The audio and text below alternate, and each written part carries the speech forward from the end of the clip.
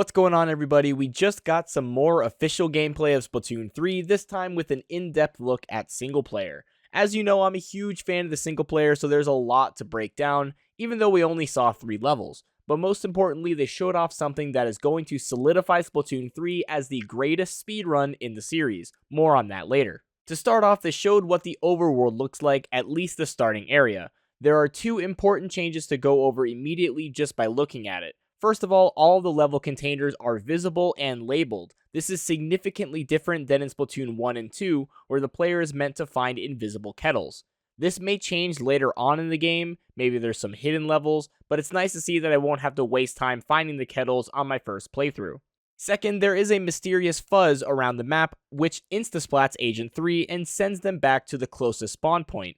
This actually may be helpful for routing if it means you can intentionally touch the fuzz to respawn faster than you can walk there. It's been confirmed that the fuzz will be eaten by small fry, and that happens when you power them up with power eggs. That will be amazing for routing because progressing through the game may not require every level to be beaten, just a certain amount of power eggs. Then we jump into level 1 and we learn one more thing about small fry. You can throw it like a sub weapon and it will stay in place attacking anything nearby. It will stay there until you leave a certain range, or a certain amount of time, or if you call it back using the this way action. Small fry actually might have some important uses in levels because of this, being able to throw them to a location you will need later, maybe to a spot where enemies spawn, and be able to progress faster. It also looks like small fry is locked in with the hero shot as for loadouts. Speaking of, you can choose different weapons to make each level more difficult and earn more rewards. The hero shot seems like it shoots slower than a splatter shot. I wonder if it's based off the 52 gal instead. This level seems pretty standard, with the gimmick being at the very end where the platforms are spinning like gears and you need to time your jumps to get past them. It doesn't seem like killing the enemies is required. At the end of the first level, they reveal something that made me so incredibly excited and solidified to me that this will be, hands down, the best single player of the series. At the end of the stage, you are given a completion time. That's right, the game has in-game timer again. Splatoon 2 Hero Mode was one of the most active speedrun categories because of the ability to easily run and practice individual levels and submit them to the leaderboard on speedrun.com. I really wish they showed some kind of in-game leaderboard, like an online function, but that's not super important. The only other thing I can hope for is if there's a reward for beating all of the levels within a certain amount of time, because time trials are always a fun addition to your speed game. Splatoon 2's ILs were so good that a new strat was found literally last week, and people are still hardcore grinding levels 5 years after it launched. Having in-game timer is a massive feature that even casual players will enjoy if they want to dip their feet into speedrunning, so for that reason, I'm glad they brought it back, unlike an Octo expansion. The second level gives us a first look at the Splitano Weapon, which is the only weapon you have the choice of using in this level. The Splatana Stamper, which is the heavy version of the other Splatana, works kind of like an energy sword from Halo. You can spam the R button like an Octobrush for short bursts, or you can charge for a lunging strike that also extends forward.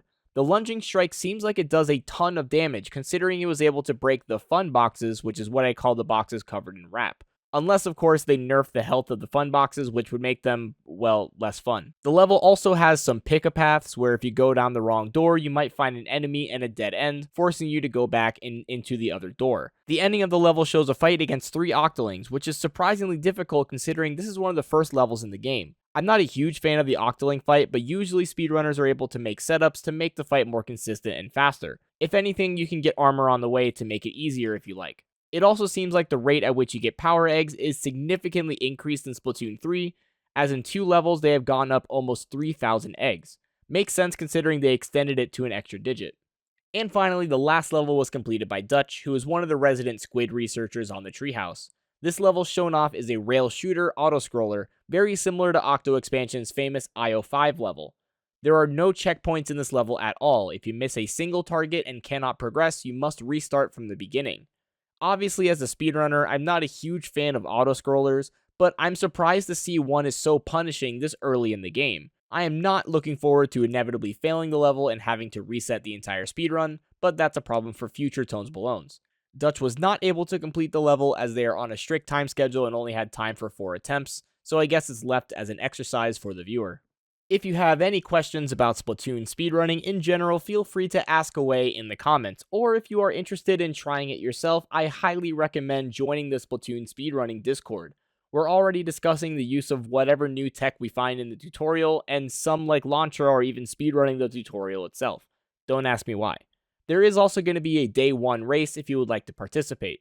Speedrunning Splatoon is a great way to enjoy the game in a different way than most people will, and it's especially nice that the rotation is clamblets. You can just grind a couple levels while you wait for a good game mode to get in the rank rotation. That will be it for this single player breakdown. This is probably the most information we're going to get from Nintendo themselves until the game releases, though with any new updates I will post later as soon as more info is available. Thank you for watching and have a nice day.